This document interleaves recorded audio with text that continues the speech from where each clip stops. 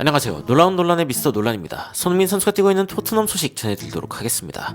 벤탄쿠르의 정확한 부상 정도가 결국 밝혀졌습니다. 이 상황 자체가 굉장히 충격적인데 그럼에도 불구하고 이 토트넘이 모든 희망을 잃은 것은 아닙니다. 그 이유가 무엇인지 바로 들어가 보시죠.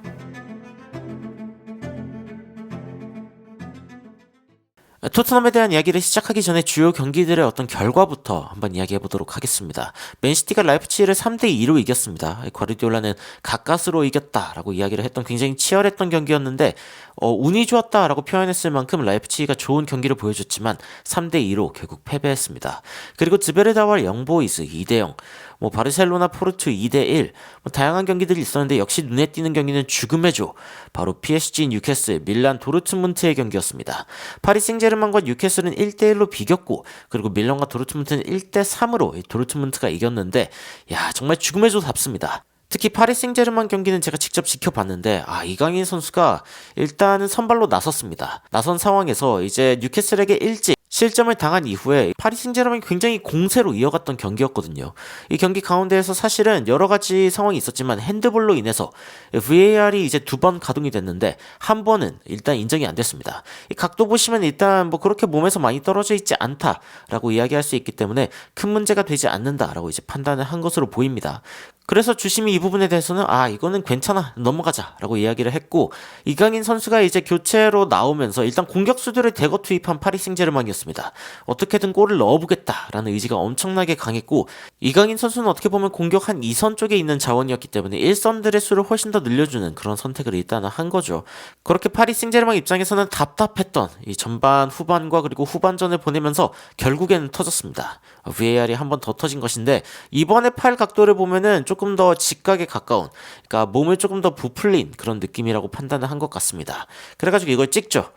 이거는 페널티가 맞다. 아까에 비해서 약간 더 이제 팔이 올라왔다. 이 부자연스러운 동작이었다. 공을 막으려고 하는 어떤 의도가 있었다. 이런 식으로 판단을 한 것 같습니다. 그래가지고 결국에는 찍었고 이거를 골로 연결시키면서 파리 생제르맹은 결국에 1대1 무승부에 환호해야 하는 그런 상황이 벌어졌습니다. 사실은 환호할 만하죠. 이 경기 결과가 졌으면 최악의 상황이었기 때문에 그대로 경기가 이제 끝나는 그런 모습을 보여주었고, 이 선수들은 이제 경기 끝난 이후에도 주심의 여러 가지 어떤 판정에 대해서 불만을 제기하기는 했지만 제가 봤을 때는 막 엄청나게 논란이 된다라고 이야기할 만한 그 정도 상황까지는 없었습니다. 그리고 이제 이강인 선수가 일단 좋은 모습 보여주기는 했지만 그래도 직접적으로 공격 포인트를 기록하지 못한 것은 조금 아쉽기는 했습니다. 그래도 공격 이선에서 뭔가 지원하는 역할을 했는데 상대 수비가 아예 두 줄로 4명의 수비수와 5명의 미드필더나 혹은 5명의 수비수와 4명의 미드필더를 깔면서 굉장히 탄탄한 그런 수비 라인을 이제 만들어냈었죠. 그래가지고 공략하기가 어려웠던 것은 사실이고, 어쨌건 경기는 1대1로 끝났는데 파리 생제르맹 입장에서는 다행입니다. 왜냐면은 이 도르트문트가 일단 승리를 하면서 사실상 이제 챔피언스리그 본선 진출을 확정 지은 상황이고, 뉴캐슬과 밀란이 이제 승점 5점으로 지금 3, 4위를 기록하고 있는데, 근데 파리 생제르맹과의 승점 차이가 2점밖에 되지 않는 상황입니다.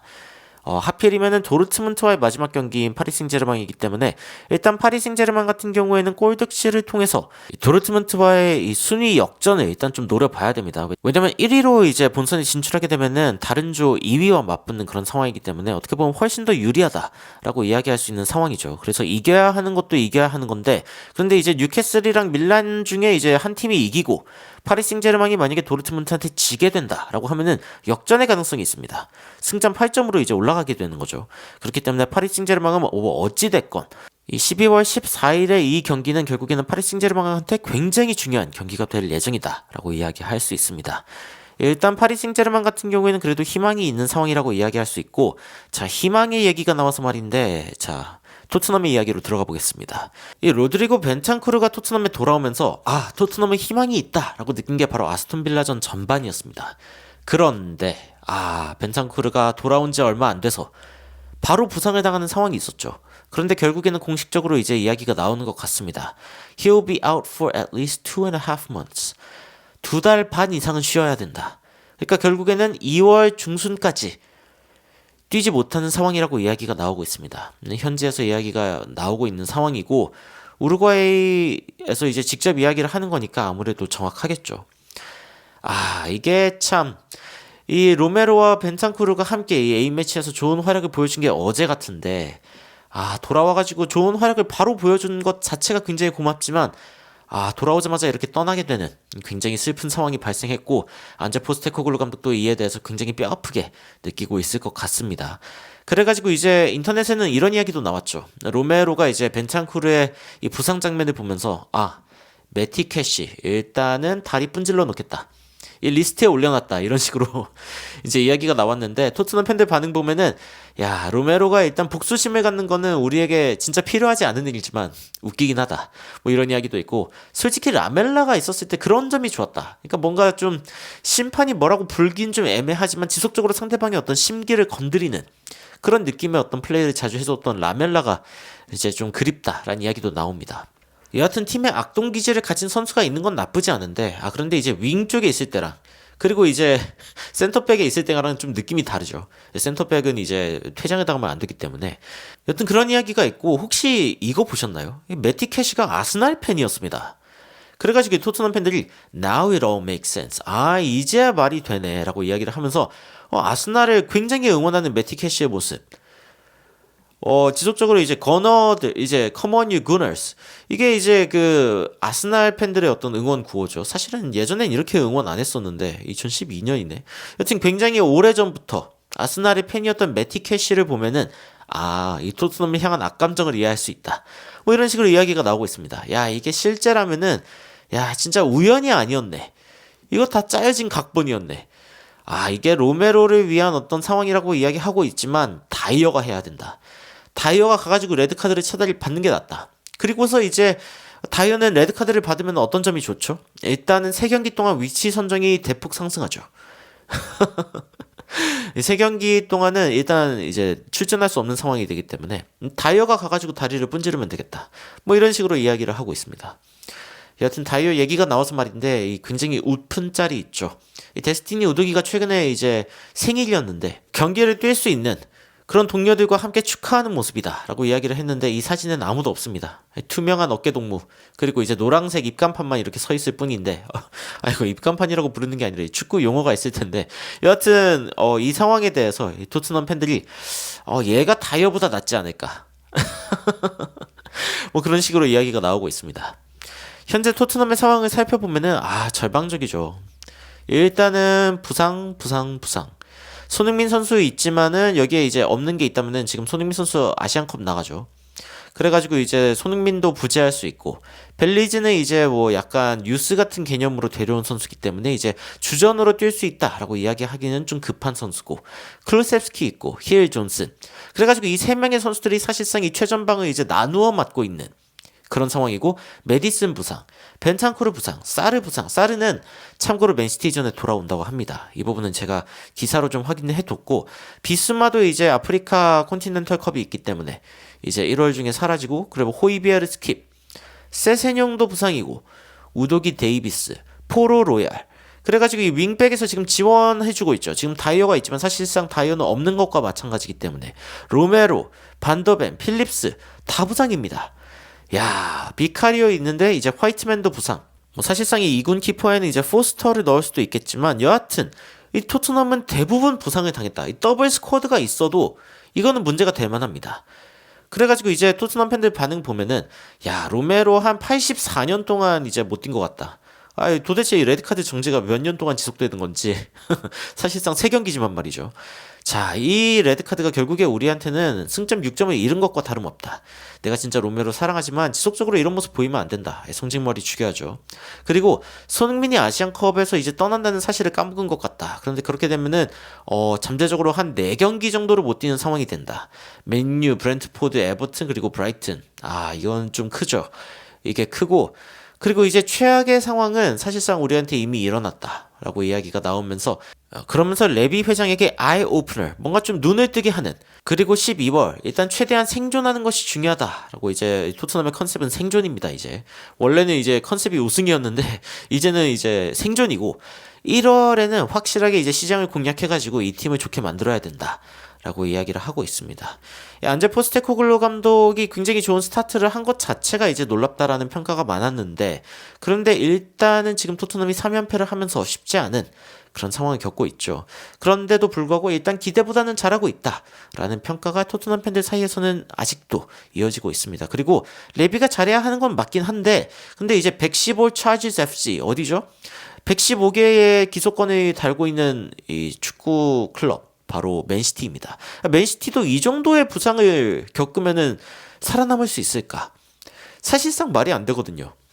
주전 선수가 하나, 둘, 셋, 넷, 5명이 사라지고 그리고 이제 2군 선수들도 이제 대거 사라지는 이 상황을 만약에 맨시티도 겪는다라고 하면은 맨시티조차 쉽지 않을 것 같다라고 이제 이야기를 하는 그런 댓글이고 맞다. 내가 안제 포스테코글루 감독이 이 상황을 어떻게 대처하는지 보는 것이 여전히 흥미롭고 그리고 완벽하게 그를 지지한다라고 이야기가 나오고 있습니다. 물론 결과는 좀 호리픽 굉장히 무서운 그런 상황일 수 있다라고 이야기를 하고 있지만 말이죠. 그리고 일단 이론상으로는 메디슨, 히샬리송, 반더벤, 사르, 필립스 전부 다 이제 그 아프리칸 콘티넨탈 컵이 시작하기 전에 그러니까 손흥민 선수의 아시안컵이 시작하기 전에 사실상 돌아오기 때문에 다행일 수 있다라고 이제 이야기가 나오고 있고 로메로가 돌아오면 또 나쁘지 않지 않겠냐. 근데 이제 로메로가 맨시티전까지는 또 없는 상황이기 때문에 뭐 그 정도는 좀 받아들이더라도 사실 로메로가 있어도 맨시티전을 이길 수 있냐라고 했을 때 그건 아닐 수도 있죠. 그런데 일단 그 다음 경기에 로메로가 돌아오기 때문에 일단 그 이상으로 좀 비극적으로 생각할 필요는 없다. 뭐 이런 식으로 이야기하고 있는 토트넘 팬들도 있습니다. 여하튼 벤탄쿠르의 부상 굉장히 슬픈 소식이지만 다행인 것은 사르는 돌아온다고 합니다. 제가 아까 이야기를 하긴 했는데 아스톤 빌라 때는 뭔가 좀 체력적으로 뭔가 문제가 있었다라고 이야기가 나오고 있고 일단 사르는 맨시티전에 돌아올 것이라고 예측이 되고 있습니다. 근데 이건 이제 확정적인 건 아니고 포텐셜, 잠재적이다라고 이야기가 나오고 있는 상황이기 때문에 이 부분에 대해서도 확정적인 이야기가 나오면 전달해 드리도록 하겠습니다. 자, 만약에 사르가 돌아온다면 토트넘은 어떻게 해야 되냐라고 했을 때 일단 벤탄쿠르가 부상인데 다행히 이 타이밍에 맞춰서 비순마가 돌아옵니다. 비순마가 일단은 돌아오기 때문에 이 자리를 메울 수 있고 그리고 이제 클루셉스키, 존슨, 브리안 힐 있었는데 이 스쿼드에 이제 문제가 뭐였냐면은 브리안 힐이 공은 자주 받았는데 생각보다 공격력이 많이 떨어졌어요. 이렇게 봤을 때는 차라리 윙어로 클루셉스키를 다시 돌리는 게 나을 것 같다라고 이제 아마 판단을 할 것 같습니다. 그리고 이제 존슨이 이제 다시 한번 왼쪽으로 어쩔 수 없이 뛰게 되고 근데 웃긴 건 존슨이 왼쪽에서 뛸 때 더 잘했던 것 같아요. 이 오른쪽에서는 왠지 공이 많이 안 가고 왠지 좀 힘들어하는 모습을 보였고 그렇다면 이 중간에 누가 뛰냐인데 제가 봤을 때는 아마 사르가 뛰지 않을까. 사르가 회복한다면 말이죠. 그리고 만약에 사르가 회복할 수 없다라고 하면은 사실상 호이비에르 그리고 로셀소를 앞으로 보내는 이런 식의 스쿼드가 될 확률이 높습니다. 근데 일단은 사르가 회복될 확률이 더 높으니까요. 그러니까 일단은 로셀소 그리고 사르 사실상 이런 포메이션이 될 확률이 높겠죠. 비순마를 중간에 두고 사르, 로셀소 사르가 원래 뛰던 오른쪽 로셀소가 메디슨이 뛰던 왼쪽 이렇게 뛸 확률이 높을 것 같습니다. 일단은 토트넘 입장에선 쉽지 않은 상황인 건 맞습니다. 메디슨, 반더벤, 벤탄쿠르 뭐 굵직한 선수들이 일단 부상을 다 당했고 로메로가 다이렉트 레드카드로 지금 못 뛰는 상황이고 로메로를 커버해줄 수 있을 거라고 믿었던 필립스마저 부상을 당하고 이런 상황에서 이 대신 잇몸으로 싸우고 있는 이 토트넘이라고 이야기를 할 수 있는데 그럼에도 안제 포스테코글루 감독은 일단 토트넘에 들어올 정도의 실력을 가진 선수들이라면은 그렇다면 이 선수들로도 안제보를 할 수 있다라는 가능성을 일단 아스톤 빌라전에 보여줬습니다. 그래서 일단 이 비수마와 사르가 다시 돌아왔을 때 이 맨시티전에서는 어떤 일들이 벌어질지 물론 과거에 제가 아스톤 빌라전을 이야기할 때만큼 희망적으로 이야기하긴 힘들지만요. 그래도 안제 포스테코글루 감독의 축구가 지속되기를 바라는 마음으로 그리고 손흥민 선수가 워낙 또 맨시티 킬러 아닙니까? 맨시티를 상대로 좋은 활약을 보여주는 손흥민 선수의 골을 기대하면서 영상 마치도록 하겠습니다. 이상 놀라운 논란 미스터 논란이었습니다. 영상 시청해주셔서 감사합니다.